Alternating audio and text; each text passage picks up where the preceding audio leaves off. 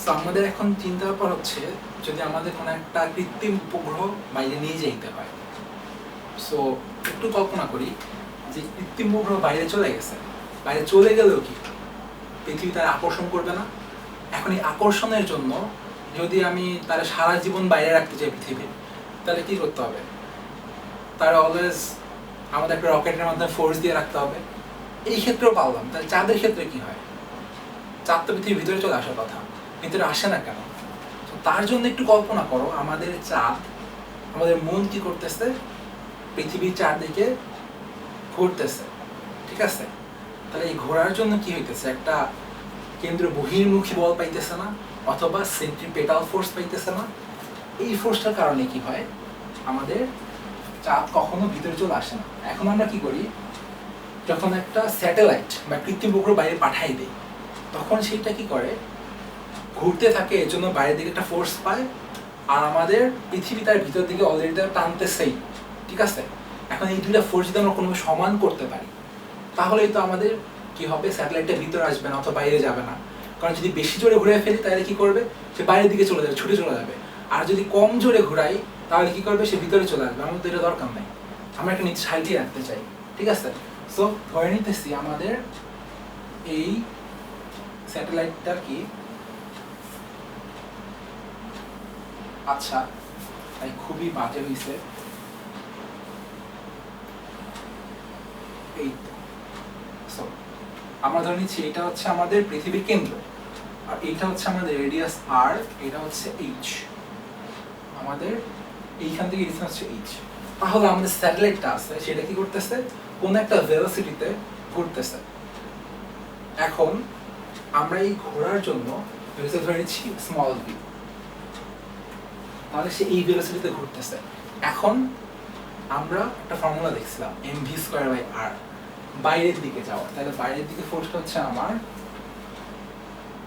আরো centripetal force, তো দিলাম সিপি। এফসিপি হচ্ছে আমার M V square divided by R. এখন একটু কল্পনা করো, M V square divided by R কখন ছিল?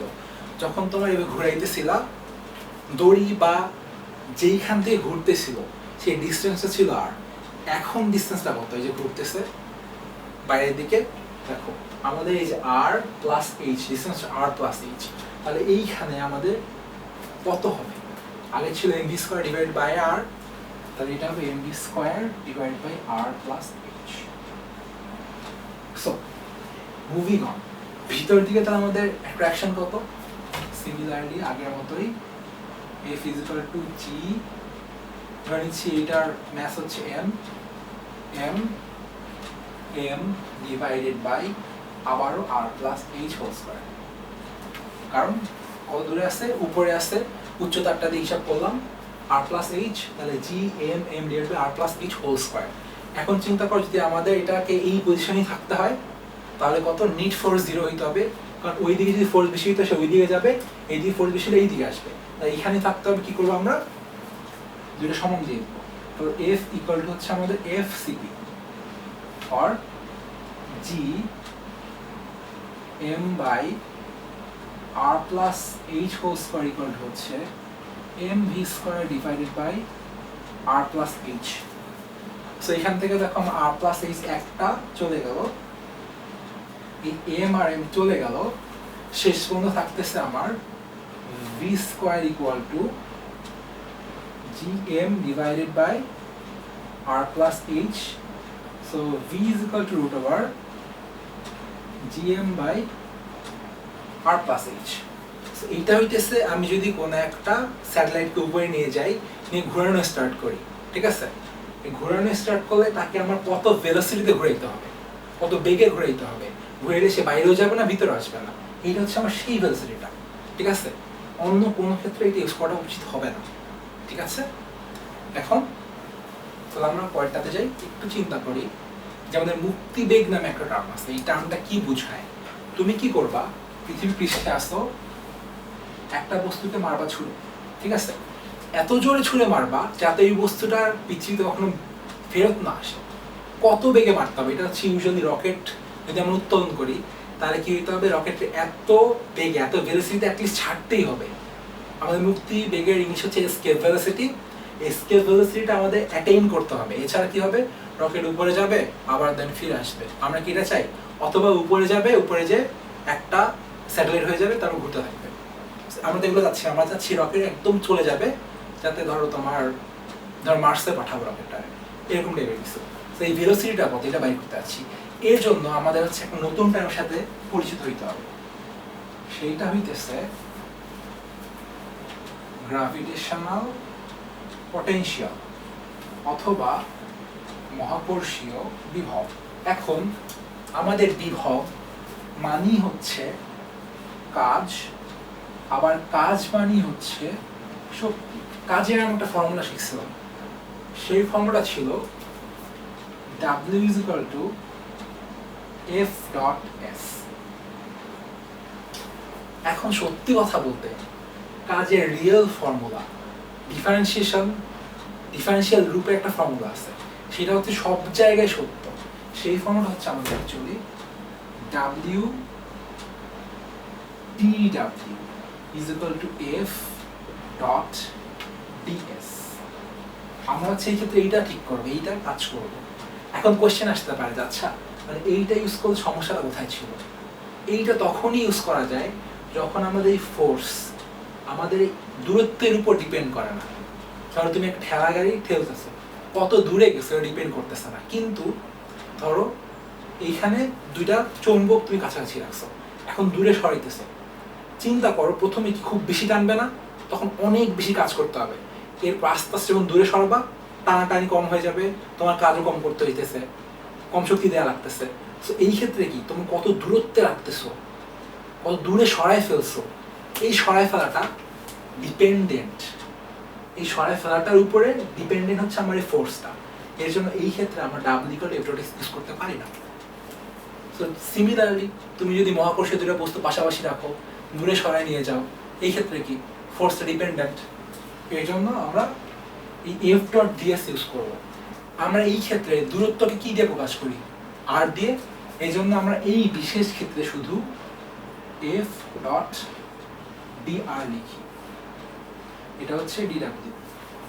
ওকে, এখন আমাদের মহাকর্ষীয় সংজ্ঞা বলে, সংজ্ঞাটা হচ্ছে তুমি কি করবা, একক ভরের বস্তু এটাকে অসীম থেকে আস্তে আস্তে আস্তে আস্তে নিয়ে আসবা কোন একটা ডিস্টেন্সে। তাহলে কি হইতেছে, আমার একটা বস্তু আছে, এটা কোন একটা ভর আছে আমি জানি না, এখন অসীম থেকে, ধরো এটা অসীম মানে অনেক দূরে, এই অসীম থেকে তুমি করবে একটা বস্তু নিয়ে আসবে যেটা ভর হচ্ছে 1 কেজি। এইখানে নিয়ে আসবা, নিয়ে এসে এইখানে নিয়ে আসবা। সো আমরা ধরতেছি এই রেডিয়াস হচ্ছে R। নিয়ে আসতে তোমার যতটুকু কাজ করতে হবে সেই কাজের নামই হচ্ছে আমার মহাকর্ষীয় বিভব। তাইলে আমাদের দুইটা পয়েন্ট, প্রথম 1 কেজি, দ্বিতীয় অসীম দূরত্ব থেকে আনতেছি। তাহলে এখন চলো আমরা কাজ করা শুরু করে দিই।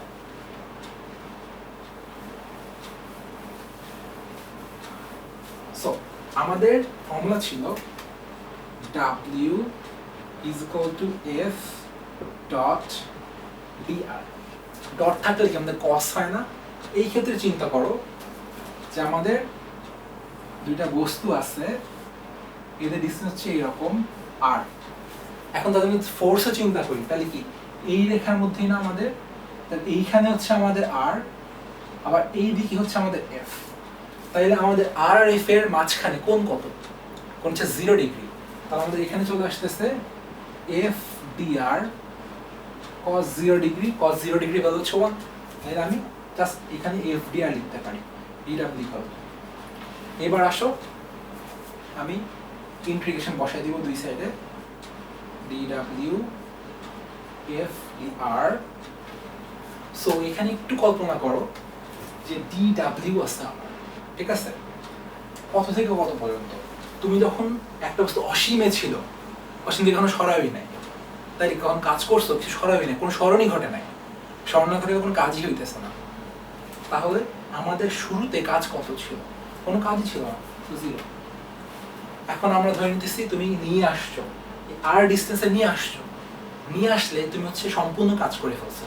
সম্পূর্ণ কাজকে আমরা ডিফাইন করতেছি, নাম দিলাম, যে কোনো একটা নাম। আমি তো কি দিতে পারতাম, আমি ডাব্লিউ দিলাম, ঠিক আছে, দিলাম ডাব্লিউ। এক সাইডে কি আমরা ইউজ করতে পারবো ইন্টিগ্রেশন? অবশ্যই না, আরেক সাইডে ইউজ করতে হবে। কোয়েশ্চেন হচ্ছে তুমি কার সাপেক্ষে ইন্টিগ্রেশন করতেছো? এই যে ডি আর এর সাপেক্ষে। তাহলে আমাদের এইখানে পরিবর্তন কি হচ্ছে? আর পরিবর্তন হচ্ছে। এখন এই জন্য যেটা করব, আমাদের ফার্স্টে, একদম ফার্স্টে আর কত ছিল, মানে এর মধ্যে আর কি ছিল? ডিস্টেন্স। ডিস্টেন্স কত ছিল? অসীম, কারণ আরেকটা বস্তু অসীমে ছিল। তার জন্য কি লিখলাম? ইনফিনিটি। এরপরে কি হচ্ছে, আমার এই বস্তুটা আস্তে আস্তে কাছে আসলো, এসে কই আসলো? এই যে এই পয়েন্টে। সো আমরা এটাকে কি বলছিলাম? Capital R. তাহলে সে আসলো কোন জায়গায় শেষ পর্যন্ত? ক্যাপিটাল আর এ। সো আমার এই পর্যন্ত আপাতত শেষ। এখন আমি ম্যাথ করছি। আচ্ছা, সো আমি এখান থেকে কি করলাম? এটাকে নিয়ে আসলাম উপরে। এখন আমার এখানে 0 গুণ থাকলে কি হইতো? dw * 0 কত হইতো? 0 চলে আসতো। এখন যেহেতু 0 আসে নাই, এর মানে এখানে কি আছে? 1। এখন আমরা কি জানি? Something to the power 0 equal to হচ্ছে 1। আমি এখানে কি লিখলাম? w to the power 0 dw equal to হচ্ছে আমার ইন্টিগ্রেশন এখানে infinity to r, and f এর ভ্যালু অ্যাকচুয়ালি কত? এটা কোন বল ছিল আমার? এটা ছিল গ্র্যাভিটেশনাল ফোর্স অথবা অভিকর্ষজ বল। তাই এই ক্ষেত্রে কত হচ্ছে আমার? g m divided by r square dr। ঠিক আছে, এখন চলো মুভ করি এখান থেকে, আমাদের এগুলা লাগতেছে না। সো ফর্মুলা বসাই দিয়ে আসো। w 0 plus 1 divided by 0 plus 1 equal to, এখন এই ক্ষেত্রে হচ্ছে তোমার চিন্তা করো, যেমন এই সাইডেও সি ছিল, এই সাইডেও সি ছিল, দুই সাইডে যেহেতু ইন্টিগ্রেশন করছি, তাহলে এই সি কাটাতে চলে যাচ্ছে, এর জন্য সি লিখলাম না। তারপরটা হচ্ছে আমাদের, এই দেখো জি কি কনস্ট্যান্ট। এখন তোমার বস্তু আছে, এই বস্তুর ভরকে চেঞ্জ করতে পারবা? পারবা না। তারপর একটা হচ্ছে আমার পৃথিবীর ভর, চেঞ্জ করতে পারবা? পারবা না। এরপর হচ্ছে রেডিয়াস, দূরের ডিস্টেন্স, এটাকে চেঞ্জ করতে পারবা? হ্যাঁ অবশ্যই পারবা, কারণ দূরে থেকে আস্তে কাছে আসতেছে, এর মানে কি? ডিস্টেন্স চেঞ্জ হচ্ছে। সো আমাদের এখানে যারা কনস্ট্যান্ট তাদেরকে দাও বাইর করে দিলাম।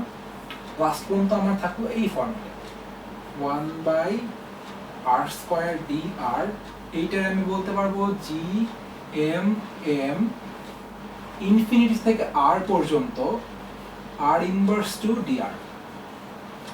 ঠিক আছে, r ইনভার্স টু dr লিখছি। এইবার কি করব? w হচ্ছে আমার তাহলে G M M,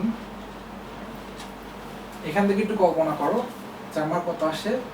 r - 2 + 1 divided by -2 + 1। এই যে আমার এই ফর্মুলাটা, আর এখানে ছিল ইনফিনিটি, এখানে হচ্ছে আমাদের r। তো চলো জি এম এম 1/r, এখানে চিন্তা করো -1, এখানে আসে r টু দি পাওয়ার -1, একটা মাইনাস r ইনফিনিটি থেকে r পর্যন্ত। এটা আসে আমাদের জি এম এম। ফার্স্ট হচ্ছে আমি ইনফিনিটি বসাই দিলাম, বসাই 1 এই যে আপার limit minus lower limit -1 capital R। এখন একটু কল্পনা করো যে আমার 1/∞ মানে কত? 0। তাইলে সেইখান থেকে আমি শেষ পর্যন্ত পাইতেছি, এই যে এইখান থেকে এইখানে আসো, যে আমার w শেষ পর্যন্ত -gm ডিভাইডেড বাই r। এখন একটু কল্পনা করো, আমি কি বলছিলাম? গ্র্যাভিটেশনাল পটেনশিয়াল, ঠিক আছে? সো গ্র্যাভিটেশনাল পটেনশিয়ালকে আমরা vg দিয়ে লিখি। এন্ড গ্র্যাভিটেশনাল পটেনশিয়াল আমাদের প্রথম কথা কি ছিল? যে 1 কেজি হইতে হবে বস্তুটার পর। তাহলে এইখানে আমাদের m এর ভ্যালু কত? Actually 1 KG. আসো দাও বসায়া, তাহলে gm ডিভাইডেড বাই r। এইটা হচ্ছে আমরা এখন পর্যন্ত পাইলাম, ঠিক আছে? গ্র্যাভিটেশনাল পটেনশিয়াল, এটা হচ্ছে আমাদের vg। এখন একটু চিন্তা করি, যদি আমাদের গ্র্যাভিটেশন পটেনশিয়াল না হয় শুধু এইটা হইতো, সেক্ষেত্রে ডাব্লিউ থাকতো, এমও থাকতো। এখন এই জন্য আমরা আপাতত ভিজির ভ্যালু জেনে গেলাম, এইটা মাথায় রাখো, এটা আমাদের পরে কাজে লাগবে। আচ্ছা, তাহলে এখন আমরা ডাব্লিউ ইকুয়াল টু বের করে ফেলছিলাম যে minus G M M divided by R. এখন একটা মাথায় কোয়েশ্চেন আসে যে আচ্ছা কাজ মাইনাস কিভাবে হয়? সো পজিটিভ কাজ আর নেগেটিভ কাজ বলে দুইটা জিনিস আছে। প্রথম জিনিসটা হচ্ছে তুমি কাজ করছো, এইটা হচ্ছে পজিটিভ কাজ, আর তোমার উপর কাজ হইছে এটা হচ্ছে নেগেটিভ কাজ। বুঝাই দিই কি হয়েছে, তুমি কি করছো, এখন তোমার হচ্ছে খুদাই একটা ইট নিছো, ইট নিয়ে হচ্ছে 10 তলায় উঠছো, 10 তলায় উঠলি তার মধ্যে পটেনশিয়াল এনার্জি জমা হবে অথবা বিভব শক্তি জমা হবে। তো দেখো তুমি কাজ করছো, এরপরে কি করলা, ইটটা নিজে ফালা, ঠিক আছে? এখন চিন্তা ওর উপর থেকে নিচে পড়তেছে, এখন কাজটা কে করতেছে? ধর ফার্স্টে তুমি কাজ করছিলা, ইটকে উঠাইছিলা, ইট উপরে উঠছে, কিন্তু এই ক্ষেত্রে তুমি কি করছো, পৃথিবীর বিরুদ্ধে কাজ করছো, এরপরে পৃথিবী তার টেনে নিচে ফলাইতেছে। তাহলে এই ক্ষেত্রে কাজটা কে করতেছে, পৃথিবী কাজ করতেছে। তো পৃথিবী যেহেতু কাজ করতেছে, সেই ক্ষেত্রে আমাদের কি হবে, ডাব্লিউটা আসবে নেগেটিভ, ঠিক আছে? তাহলে সিমিলারলি যখন আমরা ওই বস্তুটাকে টেনে নিয়ে আসতেছিলাম পৃথিবী থেকে, তাহলে ওই বস্তুটাকে টেনে নিয়ে আসতেছি, বস্তুটা কি নিজে কাজ করতেছে না কেউ তাকে টেনে নিয়ে আসতেছে, অন্য কেউ কাজ করতেছে তার হয়ে, অন্য কেউ কাজ করে তার হয়ে, তখন হচ্ছে সেটা নেগেটিভ, ঠিক আছে? তাহলে চলো এখান থেকে আমরা ডাব্লিউ ভ্যালু জানি। এখন চিন্তা করো তুমি কি করছো, এই বস্তুটা কি করো, পৃথিবী থেকে বাইরে পাঠিয়ে দিবা। ধরে নাও এই বস্তুর ভর হচ্ছে এম, ঠিক আছে? তাহলে এই মুহূর্তে তুমি তাকে একটা বেগ দিচ্ছ, বেগটা দিচ্ছ ভি। এর মধ্যে এখন মোট সঞ্চিত শক্তিটা কত, সেইটা হচ্ছে আমাদের হাফ এম ভি স্কয়ার। তার মধ্যে এখন যতটুকু গতিশক্তি আছে শেষ হবে কখন, সে খরচ করে ফেলবে কখন, যখন তার সম্পূর্ণ শক্তিটা বিভব শক্তিতে রূপান্তরিত হবে। দেখো আমরা আগে পরে আসছিলাম না, মহাকর্ষীয় বিভব, এই বিভব শক্তি জমা হচ্ছে কেন, কারণ পৃথিবী টানতেছে তারে। তাহলে ওই ক্ষেত্রে আমরা বস্তুটার জন্য বিভব দেখতে পাই, কিন্তু এই মহাকর্ষীয় বিভবে এই জিনিসটার ভর হচ্ছে এম, এই জন্য আমরা এই ক্ষেত্রে লিখবো ভিজি ইন্টু এম, কারণ এখন তার একক ভর নেই, এখন একটা নির্দিষ্ট ভর আছে তার। তাহলে ভিজি এর ভ্যালু আমরা জানি, সেটা হচ্ছে GM divided by R into M. এখন কোশ্চেন আসতে পারে যে এইখানে আমি নেগেটিভ চিহ্ন দিইনি কেন? মেইন ব্যাপারটা হচ্ছে আমার এখানে পজিটিভ কাজে নেগেটিভ কাজে বোঝাচ্ছে। যখন তুমি তাকে উপরে ছুঁড়ে মারছো, এই ক্ষেত্রে পৃথিবী তার কাজ করতেছে, পৃথিবীর বিরুদ্ধে কাজ করতেছে, বিরুদ্ধে কাজ করতেছে, এর জন্য সে নিজে কাজ করতেছে, নেগেটিভ, ঠিক আছে? পৃথিবীর বিরুদ্ধে কাজ করতেছে, এই জন্য এখানে আমরা নেগেটিভ চিহ্ন না দিয়ে পজিটিভ চিহ্ন দিচ্ছি। সো একটু কল্পনা করো যে আমাদের half M V square, M আর এম সেম, কাটাকাটি চলে গেছে, তাহলে হচ্ছে আমার V square equal to G M divided by R into 2। এখন আমি হচ্ছে উপরে নিচে লব ও হরকে অথবা নিউমারেটর ডিনিউমারেটরকে একই জিনিস দিয়ে মাল্টিপ্লাই করি, তাহলে শেষ পর্যন্ত কি হবে, আমি হচ্ছে কি করবো, উপরে আর দিয়ে মাল্টিপ্লাই করবো, নিচে আর দিয়ে মাল্টিপ্লাই করবো, তাহলে G M divided by R square into R into 2। শেষ পর্যন্ত আমার কি চলে আসছে দেখো, এই লোককে আসলে G M by R square, মনে পড়ে এটা ছিল আমাদের স্মল জি, এই যে G is equal to G M divided by R square ছিল আমাদের, সেখান থেকে আমরা পাই V square is equal to 2, এই যে 2, এই যে এটা হচ্ছে আমাদের জি, আর আর ছিল সেই R, so V is equal to হচ্ছে root over 2g into R. এইটাই হচ্ছে আমাদের এসকেপ ভেলোসিটি। তাহলে ভি ইজ ইকুয়াল টু হচ্ছে রুট 2g আর। আমাদের এই ফর্মুলাটা মাথায় রাখতে হবে। আচ্ছা, সো এখন যেটা ঝামেলা হয় যে আমরা যদি এইখান দিয়ে চিন্তা করি তাহলে সে রুট 2g আর। এখন যদি একটু অন্যভাবে চিন্তা করি, আমাদের কোন একটা জিনিসের এখান থেকে যদি কল্পনা করো আমার যেটা হয় VE is equal to √2GR, কেউ কোশ্চেন করলো যে আমাদের VE এর সাথে R এর সম্পর্ক কি, তাহলে মাথায় আসতে পারে এরকম VE is equal to √2G into √R। চিন্তা করো আমাদের G হচ্ছে কনস্ট্যান্ট, 2 হচ্ছে কনস্ট্যান্ট, শেষ পর্যন্ত VE is proportional to √R।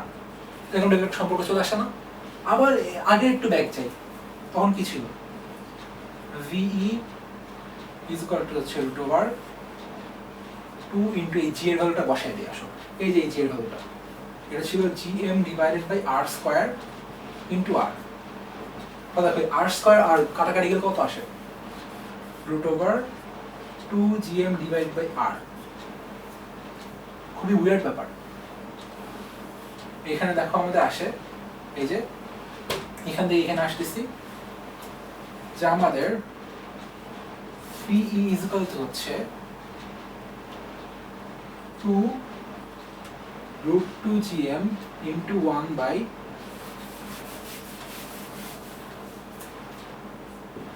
√R। So VE is proportional to 1 by √R। So খুবই কনফিউজিং, রাইট? যে একবার আসলো আমার VE is proportional to √R, আরেকবার আসলো VE is proportional to 1 by √R। খুবই প্যারাদায়ক না? সো অ্যাকচুয়াল অ্যান্সারটা কি? অ্যাকচুয়াল অ্যান্সারটা হচ্ছে একটু চিন্তা করে দেখলে বুঝতে পারবা। কারণ দেখো এই ক্ষেত্রে যে R লিখছি, এই ক্ষেত্রে R লিখছি, সবার আগে একটু কল্পনা করো আমি এখানে যখন √2GM যদি প্রপোর্শনাল লিখতে চাই, অবশ্যই G এবং M কে কনস্ট্যান্ট হইতে হবে। G তো অবশ্যই কনস্ট্যান্ট, বাট M কি কনস্ট্যান্ট? কারণ তুমি যদি বলো R কনস্ট্যান্ট না, একটা বস্তুর R সেম, ধরো পৃথিবীর R তুমি চেঞ্জ করতেছো, R চেঞ্জ করতেছো বাট ডেনসিটি চেঞ্জ করতেছো না, তখন কি একটা বস্তু বড় হইতেছে, তার ঘনত্ব চেঞ্জ হইতেছে না, ভর কি বাড়বে না কমবে? অবশ্যই বাড়বে। তাইলে আমাদের M কি কনস্ট্যান্ট চিন্তা করা যাবে? M কনস্ট্যান্ট না এই ক্ষেত্রে, তাহলে এই জন্য আমরা এখানে প্রশ্ন লিখতে পারবো না। সো আমাদের এইখানে V is equal to √2GR। এখন 2G মানে হচ্ছে GM by R square, GM by R square into R। এখন চিন্তা করো এখানে R square ডিভাইড বাই মানে কত? 1 by R, বাট তার আগে একটু প্যাচ আছে, আমাদের যে M আছে, M মানে হচ্ছে 4/3 পাই এর কিউব ইনটু রো, আর এখানে দেখো আমাদের আছে R স্কয়ার, এইখানে আছে R, তাহলে কি হয় পর্যন্ত আমাদের 2 ইনটু G ইনটু এই R স্কয়ার R কাটাকাটি চলে গেলে থাকলো একটা, তাহলে শেষ পর্যন্ত আসে 4/3, আর আমাদের এই R স্কয়ার আর R কাটাকাটি নিচে একটা R আছে, একটার সাথে উপরে আছে আমাদের R কিউব, তাহলে থাকে উপরে R স্কয়ার, এই জন্য লিখতেছি R স্কয়ার ইনটু রো। এখন যদি আমাদের পৃথিবীর ঘনত্ব সেম থাকে, সেই ক্ষেত্রে আমরা বলতে পারবো VE is proportional to √, এই দেখো 2 ইনটু পাই ইনটু 3, তাহলে শেষ পর্যন্ত এটা কত হবে? 8/3 pi G into rho into R, তাহলে VE দেখো আমার 8/3 constant, pi constant, G constant, rho ও কনস্ট্যান্ট, তাহলে শেষ পর্যন্ত আমরা পাইতেছি এখান থেকে, সরি এটা R স্কয়ার হবে, এরকম ডেভিক্স একটা 8/3 pi G rho into R, অর্থাৎ VE is proportional to R। আমাদের এই আইডিয়াটা একটু মনে রাখতে হবে, ঠিক আছে? যে তুমি যদি রেডিয়াস জাস্ট চেঞ্জ করো তাহলেই বের হয়ে যাবে, ওকে? তাহলে আমাদের যদি কোনো একটা জিনিসের এই রো সেম থাকে, সেই ক্ষেত্রেই কেবল এটা বলতে পারবো। এখন যদি তোমাকে বলে পৃথিবীর রেডিয়াস এত, পৃথিবীর ম্যাস এত, আবার বললো যে মার্স বা মঙ্গলের রেডিয়াস এত, ম্যাস এত, এখন বলো তাহলে মঙ্গলের স্কেপ ভেলোসিটি কত? সেই ক্ষেত্রে তুমি শুধু আর দেখে বলতে পারবা না, কারণ পৃথিবী আর মঙ্গলের ঘনত্ব তো সেম নাও হইতে পারে। এর জন্য তখন আমরা কি করব, তখন আমাদের ওয়েটা হচ্ছে এই যে দেখো জি আছে এখানে আর আছে, আমরা তখন এইখান থেকে ম্যাথটা করব, কারণ আমাদের এই জায়গাতে কি আছে, এমও ইউজ করা যাবে আরও ইউজ করা যাবে, এই দুইটা ইউজ করা যাবে। এর জন্য এই লাইন থেকে আমরা ম্যাথটা স্টার্ট করব, ঠিক আছে? তাহলে নেক্সট লেকচারে আমরা দেখব যে অ্যাকচুয়ালি আমরা যা শিখছি তাহলে ম্যাথ কিভাবে করা যেতে পারে। আজকে এই পর্যন্ত, থ্যাংক ইউ।